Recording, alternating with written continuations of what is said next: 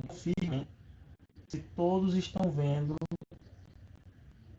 o slide. Todo mundo está vendo o slide, pessoal? Sim. Ok.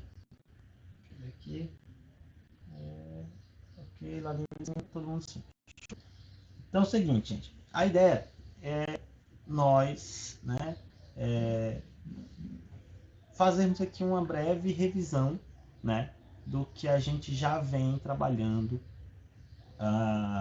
nas aulas, né, durante esse mês, basicamente, que a gente falou estritamente sobre o Platão. Então, para a gente, de certa forma, né, encerrar, entre aspas, porque eu ainda vou trazer outras questões aqui relacionadas ao pensamento do Platão, mas para a gente entender efetivamente a filosofia do Platão, né, a gente vai fazer esse explanado aqui geral. Se vocês tiverem alguma dúvida, tá, vocês me avisem aí no chat, pode ser sobre qualquer tema aí relacionado à aula, que eu vou tentar responder, tá? E aí a gente vai conversando. Eu também vou fazer algumas perguntas, né, para vocês aí, ver se vocês realmente estão bons aí, estudaram aí esse tempo inteiro. Então, vamos lá. Então, o Platão, tá? Para quem não lembra, se vocês quiserem, tá? Também vocês podem anotar, né? É interessante anotar. Serve na hora de responder os TDs, né? Ajuda bastante. Até porque muita coisa que às vezes tem no slide não tem lá no livro, e aí o pessoal às vezes sente alguma dificuldade de responder o TD porque não fez a anotação da aula e tal. Pessoal, o Platão, lembra lá, Platão viveu em Atenas, né, na Grécia Antiga, lá no século V, tá bonitinho aí. O Platão, pessoal, ele foi um discípulo do Sócrates, né? Ele é das pessoas assim que absorveu bastante as ideias do Sócrates, né? Mas também desenvolveu as suas próprias ideias. Inclusive, tudo o que nós conhecemos, ou ainda, né, a maior parte das coisas que nós conhecemos sobre o Sócrates veio, na verdade, do Platão, né? Boa parte do que a gente conhece sobre o Sócrates, porque o Sócrates ele não escreveu muita coisa, sabe? Não deixou muita coisa escrita. Então, boa parte das ideias que a gente conhece do Sócrates vem do Platão. Que bom, né, Lara? Que não vai ter muitas dúvidas, né? Mas aí, para quem ainda não entendeu mais ou menos, é importante. Então, o Platão, pessoal, ele escreveu vários livros. Lembra lá, O Banquete, A República, Apologia de Sócrates, né? Então são vários livros importantes que ele escreveu e é onde ele basicamente, né, divulgou as ideias dele, né? O Platão foi um grande filósofo lá em Atenas. Para ele, gente, a filosofia, né, ela seria ali dividida entre aquilo, né, o que veio antes do Sócrates, né, que é a filosofia pré-socrática, que para ele basicamente, né, esses filósofos lá da antiguidade, né, lá do anteriores ao Sócrates, queriam entender a natureza, né, que ele chamou de primeira navegação, porque ele fez uma analogia, né, com aquela ideia dos barcos, né? Não sei se vocês lembram, eu comentei isso em uma das aulas, né? Porque quando um barco ele tá, sei lá, velejando, se for um barco a velas, por exemplo, ele navega, né, a partir da força dos ventos.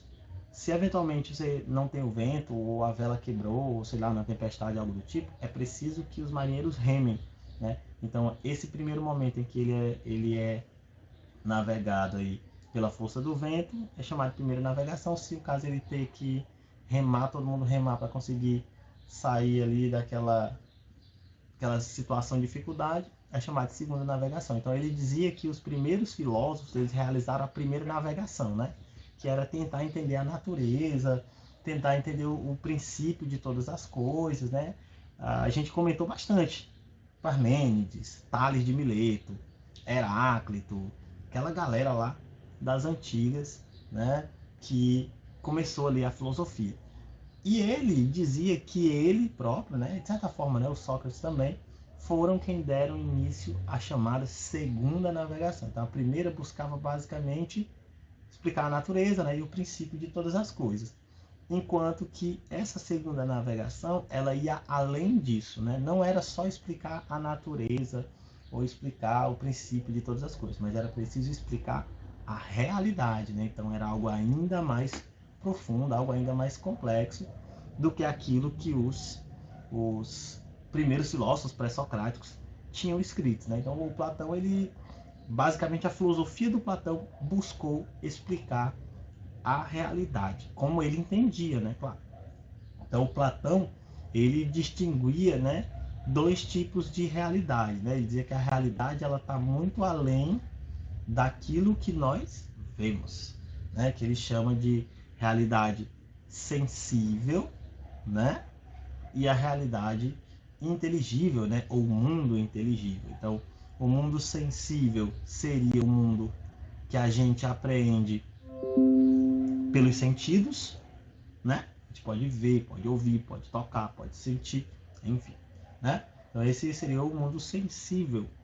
E o outro seria o mundo inteligível, que ele também chama de suprassensível, né? Suprassensível quer dizer que está além dos sentidos, né? Você não consegue acessar essa realidade por meio dos sentidos, que é a realidade inteligível, né? Que é o mundo das ideias, como chamava o Platão. Então, nele, né, ele dizia que a realidade, as coisas que nós vemos, as coisas que nós entramos em contato no mundo, são frutos dessa relação entre o mundo sensível e o mundo inteligível. Todo mundo, todo mundo entende o que o Platão está querendo dizer. A gente vai já falar qual é a diferença aí, né, do mundo sensível e do mundo inteligível. Todo mundo entende o que é essa diferença entre mundo sensível e mundo inteligível? Alguém tem alguma dúvida referente a isso ou não? Lara tá tranquila. Lara aí parece que estudou mesmo. De verdade. Tudo bem, viu, Lara? Tá. Parabéns. Riquelme. Tá tranquilo, Riquelme? Aí, esse começo pra gente ir avançando. Se tiver dúvida, Sim. a hora é agora. Muito bem. Valine também. Valine. Então vamos para frente, né? Olha só. E aí aqui a diferença, né? Qual é a diferença, então, da realidade visível, ou no caso, né, a realidade sensível, né? E a realidade inteligível. Aí aqui essa tabela é show, viu? Ó, tabelazinha aqui deixa bem explicadinho. Então a gente tem, ó, a realidade visível, que é o mundo material, né, que a gente vê. No mundo material, as coisas elas são cópias imperfeitas, né? Ou seja, os objetos sensíveis, as coisas que nós vemos, as coisas que nós tocamos, que entramos em contato e tudo mais, são cópias imperfeitas. Alguém poderia perguntar, cópias imperfeitas do que, professor? Né? E aí, o Platão responde, né? Essas cópias elas são imperfeitas porque elas são cópias de um modelo, né, invisível, um modelo ideal, né, uma forma que está no mundo das ideias. Então, esses modelos eles são perfeitos. Então, aqui a gente já tem a primeira diferença, né, entre uma coisa e a outra. O mundo visível ele é uma cópia imperfeita das formas ideais que estão na nossa cabeça. A primeira coisa aí que a gente precisa entender. O mundo visível, como é que a gente chega ao mundo visível? Como é que a gente entra em contato com ele? Por meio dos sentidos, né? Tato, olfato, paladar, visão e audição. Então a gente, por meio desses 5 sentidos, entramos em contato, né? Nós entramos em contato com o mundo visível, o mundo material. Então, basicamente, na perspectiva de Platão, né, a forma de entrar em contato com esse mundo é assim.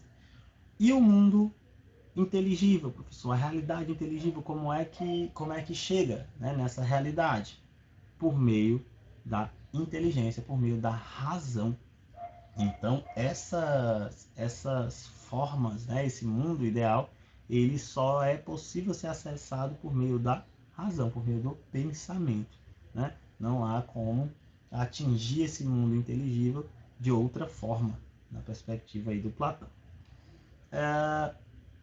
Olha, aqui aí você tem outra questão, né? Que é, no mundo visível, os objetos, as coisas, eles se transformam, eles estão em constante transformação, né? Ou seja, eles mudam, eles mudam de cor, eles crescem, eles diminuem, eles envelhecem, eles aumentam e por aí vai, né?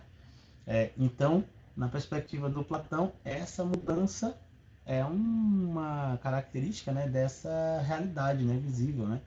As coisas elas vão se transformando constantemente. No caso do mundo inteligível, é o contrário, né?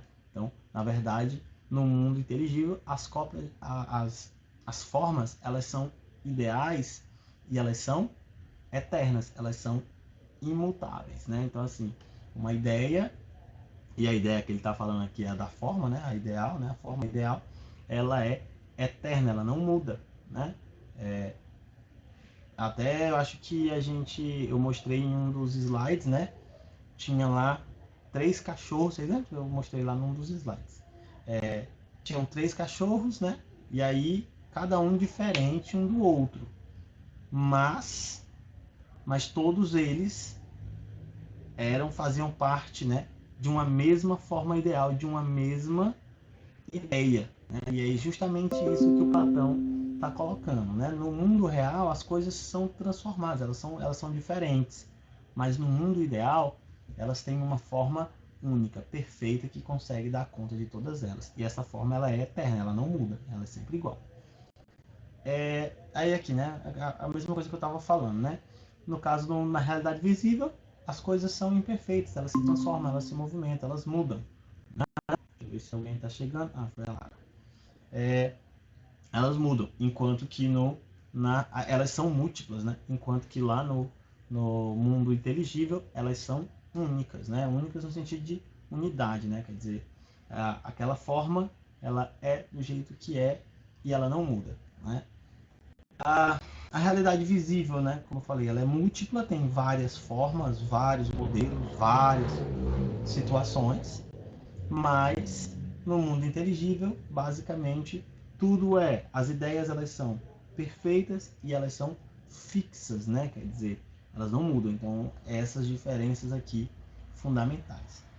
E por último, né, o Platão dizia então que o mundo que nós vemos, ele é apenas uma aparência, né? A aparência, olha aí, né? A aparência quer dizer que é apenas ela é apenas semelhante, parecida, mas não é exatamente. Então ele dizia que o mundo real, o mundo sensível, ele é apenas uma aparência do mundo das ideias, né? Por isso que ele dizia que no mundo visível, tudo que nós conseguimos saber, conhecer e ver, sei lá, entrar em contato, é apenas uma verdade aparente, né? Quer dizer, parece a verdade, mas não é exatamente, né? É apenas uma aparência. E no mundo inteligível, aí sim você chegaria na verdade da essência, né? Como ele dizia. Então, aí há a diferença entre a verdade aparente e a verdade essencial, a verdade absoluta, né? No caso aí, aquela história, né? Então, o cachorro, né? Um cachorro. Você tem várias formas de cachorro, cada cachorro de uma forma diferente. Então ali dizer que o cachorro, né, na perspectiva do Platão, dizer que aquele cachorro, né, visível, visto da forma como é daquele jeito, para o Platão isso é uma verdade aparente, né, porque na verdade há uma forma ideal que define, né, de forma absoluta o que seria aquele cachorro, né, ou os cachorros. Não define apenas aquele cachorro, mas define todos os cachorros de uma forma única, né? Então é bem interessante a forma como Platão pensava essa realidade. Vocês chegaram a ler o Mito da Caverna? Vocês viram a aula sobre o Mito da Caverna? Viram, né? Eu até mostrei lá, eu estava lendo o texto e do outro lado eu estava mostrando aquela imagem, né? Que traz um desenhozinho, né? Demonstrando ali mais ou menos como é que seria o Mito da Caverna. Então, o Platão, ele criou o mito da caverna. Vocês gostaram do mito da caverna? É bem interessante, né? Aquele mito ali ele, na verdade, foi fonte de inspiração para várias coisas, tá? Tem até filme ali, assim, mais ou menos baseado na ideia do mito da caverna. Não igual, tá? Não é o mito da caverna daquele jeito, mas uma ideia, né, do que é o mito da caverna. Então, assim, o Platão ele criou o mito da caverna para quê? Basicamente para explicar como, de uma forma bem didática, né, uma forma bem óbvia. Novamente, é uma alegoria, pessoal. O que é uma alegoria? Uma alegoria é quando eu conto uma história tentando explicar algo. Então, a ideia de, ao contar essa história, o Platão não queria criar uma historinha. Ele queria explicar como é que funcionava essa relação entre a realidade aparente, né, entre a realidade visível e a realidade inteligível, né? Era só isso que ele queria. Então, às vezes o pessoal me faz algumas perguntas assim bem aleatórias em relação ao mito da caverna, mas o que o Platão pretendia era realmente explicar essa realidade. Deixa só eu ver aqui. Saiu sem querer, mas não deu tempo ver. Ah, tá. Sim, sim, sim, sim. É interessante. De repente, você puder depois, vai lá e assiste novamente, viu, Lara? Que vale a pena. É para você conhecer, porque também o mito da caverna do Platão, ele é assim o mais famoso, né? Platão fez várias alegorias, ele escreve vários textos, né, assim, para explicar as coisas que ele pensava e tal. Mas a alegoria da caverna, sem dúvida, é o mais conhecido, a mais conhecida das alegorias do Platão, né? Do pensamento dele ali, sem saber o mito da caverna, fica difícil. Então é bem importante. Eu vou resumir, tá? Mas aí é legal tu ver lá, porque vai ter. Eu estava lendo o texto e também estava fazendo ali a comparação com uma imagem. E aí na imagem tá bem bonitinho lá, desenhado e tal. Então vale a pena você ver depois. Então o que é o mito da caverna, né? Ele dizia que existiam, ele disse assim, vamos fazer uma suposição, né? Existiriam então ali prisioneiros dentro de uma caverna, né? Esses prisioneiros estavam presos dentro daquela caverna, acorrentados a vida inteira, tá? A vida inteira. Eles nunca viram outra coisa a não ser o local onde eles estão. E eles estavam acorrentados de tal forma que eles não conseguiam virar o pescoço, nem para um lado nem para o outro. Eles sempre olhavam para frente, para o mesmo local. Atrás deles havia uma espécie de fogo, né? E um muro, como se fosse uma espécie de mureta, né? Uma espécie de mureta, por onde pessoas passavam carregando objetos acima da cabeça, e o fogo projetava as sombras desses objetos na parede. E os prisioneiros, tudo o que eles viam eram as sombras que eram projetadas na parede da caverna, onde eles estavam, né, sentados olhando para frente. Então eles só viam, tudo que eles viam era a parede da caverna e as sombras que eram projetadas por esses objetos que passavam na frente do fogo, e aí o fogo projetava essas sombras, tá? E pois é, eu falei, aí eu tô só fazendo uma recapitulação aqui, principalmente para quem não viu, né? Então, o que acontece? Para esses prisioneiros que sempre tiveram ali, eles acreditavam que a realidade, né, a verdade, eram aquelas coisas que eles estavam vendo. Então, para eles, aquelas coisas, né, a sombra, passava ali uma pessoa com a sombra de um, sei lá, uma estátua de um cavalo. E aí a sombra ia ser projetada ali, a sombra de um cavalo. Então, para eles, o cavalo real era aquela sombra, porque eles nunca tinham visto o cavalo de verdade. Eles sempre viam apenas as sombras, sempre as sombras, né? Já que eles estavam acorrentados, eles não podiam olhar para outro local. Então, e eles viram isso durante a vida toda. Então, se eles viram isso durante a vida toda, é óbvio que eles acreditavam que aquela era a realidade. E dificilmente eles mudariam de ideia, né? Então era essa a ideia. Só que chegou um momento que um deles se solta, né? E aí, imagine só, ele se soltou, né? Aí o Platão faz uma série de comparações, né, claro. E aí ele pega, primeiro, ele vai o quê? Ele vai explorar a caverna, né? Já que ele nunca saiu, nunca pôde olhar para o lado, nunca pôde fazer outra coisa. Ele isso, é tipo um projetor, é tipo isso mesmo, né? Só que em vez de ter as cores, né, Laline, vai ter só a sombra mesmo, né? Só o formato mesmo, né? E aí ele se levanta e passa a investigar a caverna. Só que, como ele passou a vida inteira acorrentado, pessoal, o que é que vai acontecer? Ele vai sentir dores, né, no corpo. Quem passa muito tempo numa mesma posição, quem quebrou o braço, hoje quem já quebrou a perna, sabe mais ou menos do que eu estou falando. Quando você passa muito tempo com um membro parado na mesma posição, ele não volta a se mexer da mesma forma imediatamente, não. Ele demora para voltar a se mexer e tal, aquela coisa toda, né? A pessoa tem até que tem alguns que tem que fazer fisioterapia para poder retomar o movimento completo, porque os nossos músculos, né, e os ossos, eles têm uma série de necessidades aí de movimento, senão eles vão ficando mais rígidos, né? Então o que acontece?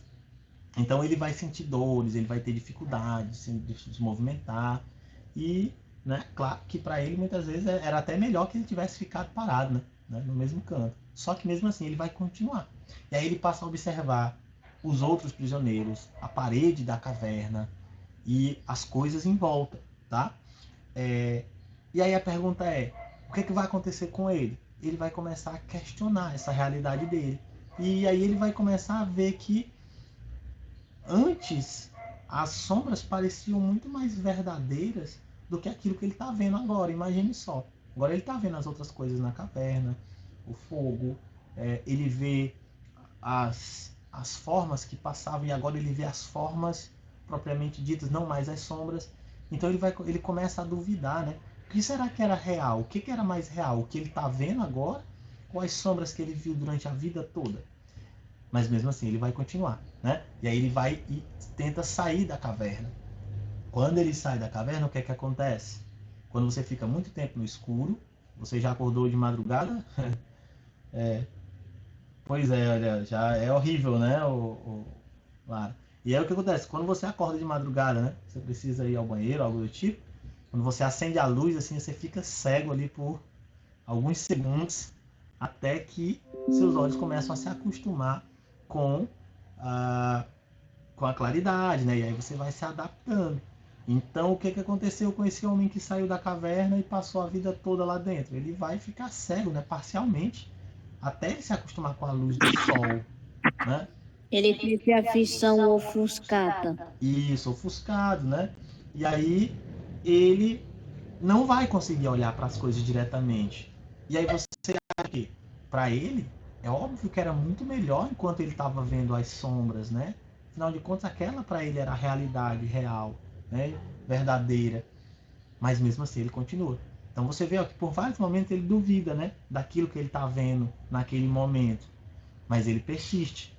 E aí ele, com os olhos ainda ofuscados, ele começa a olhar para o chão, já que ele não pode olhar diretamente para a luz. E aí ele vê o quê? Ele vê as sombras das coisas. Depois, quando ele vai se acostumando, ele começa a olhar para as coisas. E aí ele começa a ver as árvores, os seres, as montanhas, tudo o que existe em volta, a natureza. E por fim, quando ele realmente se acostuma, aí sim ele pode ver o sol, que é a luz que está iluminando tudo aquilo e dando vida a tudo o que existe. E aí sim ele pode perceber que, na verdade, durante a vida toda, tudo o que ele viu foi apenas as sombras daquilo que realmente existia. Então, o que é que o Platão quis dizer com essa alegoria? Né? Ele quis dizer justamente que aqueles que estavam lá na caverna, eles estavam apenas observando o mundo visível, né? E eles achavam que aquela era a realidade plena. Só que, na verdade, havia muito mais coisas do que aquilo que eles realmente viam, né? Então é mais ou menos isso que ele quer dizer lá com o mito da caverna. Então olha só, de acordo com essa alegoria, né? Os prisioneiros estavam acorrentados ali e tudo que eles viam na parede, né? Para eles era a realidade, né? E quem aqui ia dizer que não era? Se eles viram aquilo a vida toda, né? Quando ele começa a sair, né?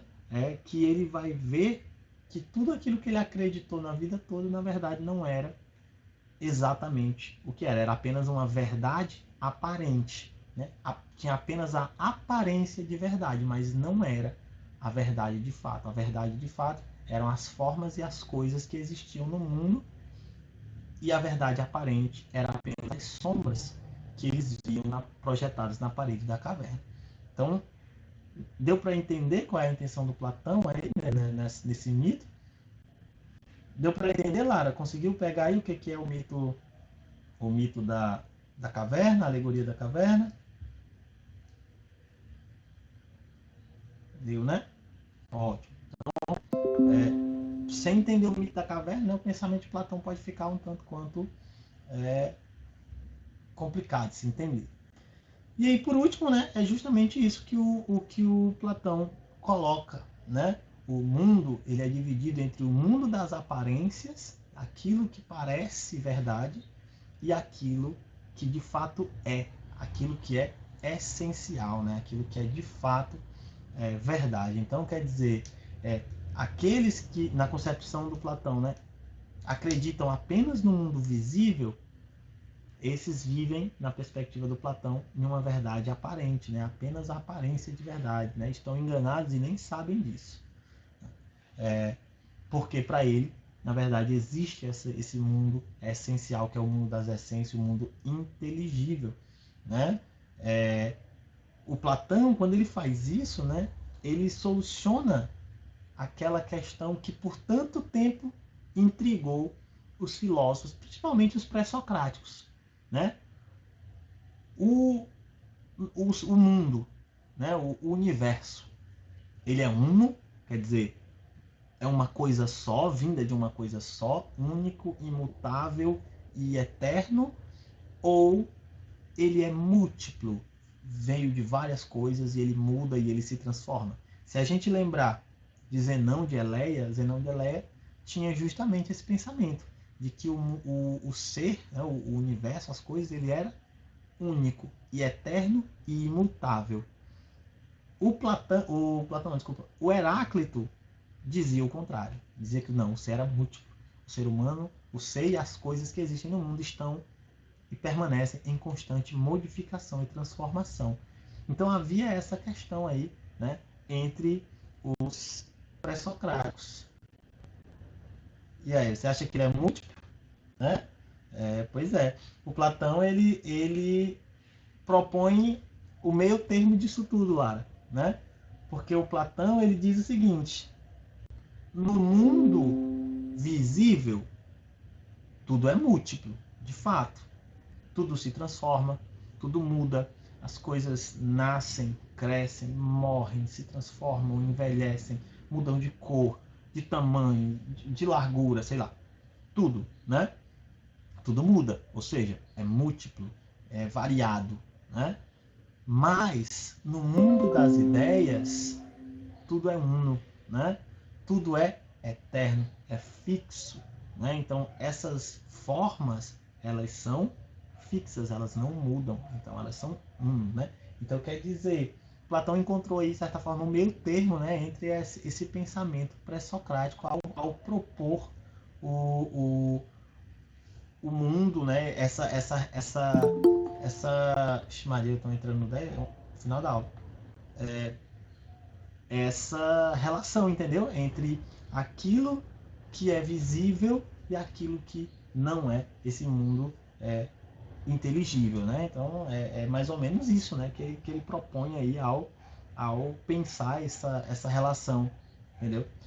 Pois é, nasce, cresce, reproduz e morre, né? No caso aí dos seres vivos, né? Principalmente, né? Mas se a gente pensar no mundo como um todo mesmo, né? Se a gente pensar tudo, né? Os objetos, os seres vivos, sei lá, as substâncias, tudo no mundo se transforma constantemente, a todo momento, né? Então, o Platão ele dizia isso, né? Que existe essa diferença, né?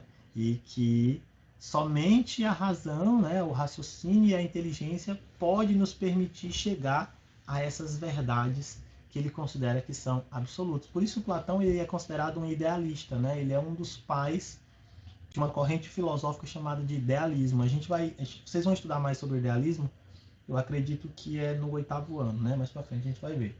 Mas de antemão, né, o Platão ele cria de certa forma essas bases, né, de que as ideias, né, são a base, de certa forma, de tudo o que nós vemos no mundo, de tudo que existe nesse mundo, né? Eu costumo até dar esse exemplo, né? O Platão dizia assim, ó, as ideias elas precedem as coisas de tal forma que, por exemplo, se eu pedisse para que cada um desenhasse uma flor, aleatoriamente, todos iriam desenhar uma flor, né? Agora, todas essas flores seriam diferentes. Concordam comigo?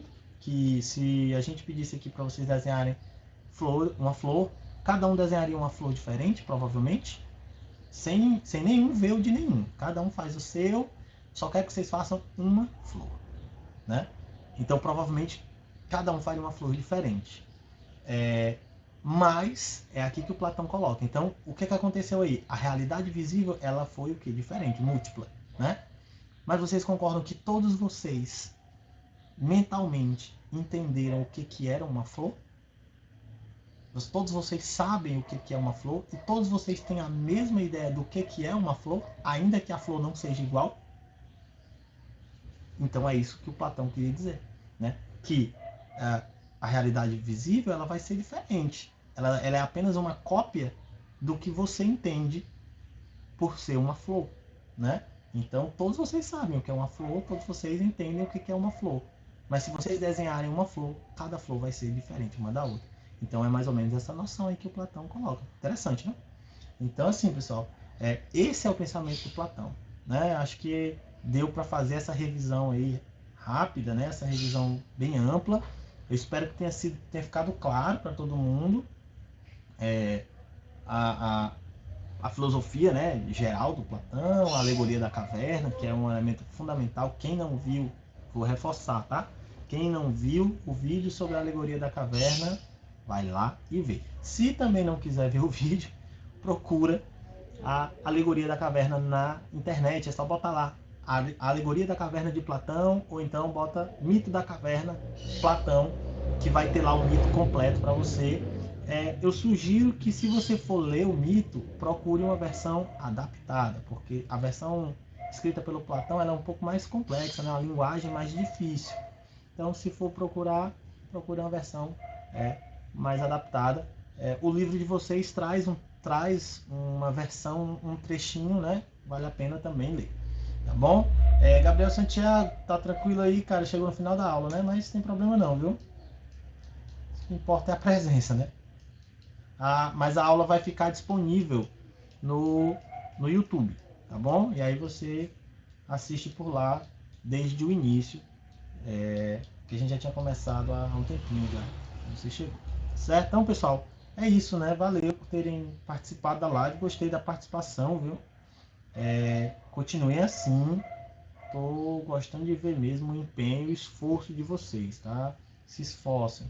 Façam a parte de vocês, né? A gente está tentando aqui dar o sangue aqui para vocês conseguirem acompanhar, né? Vocês aprenderem, porque também não adianta, né?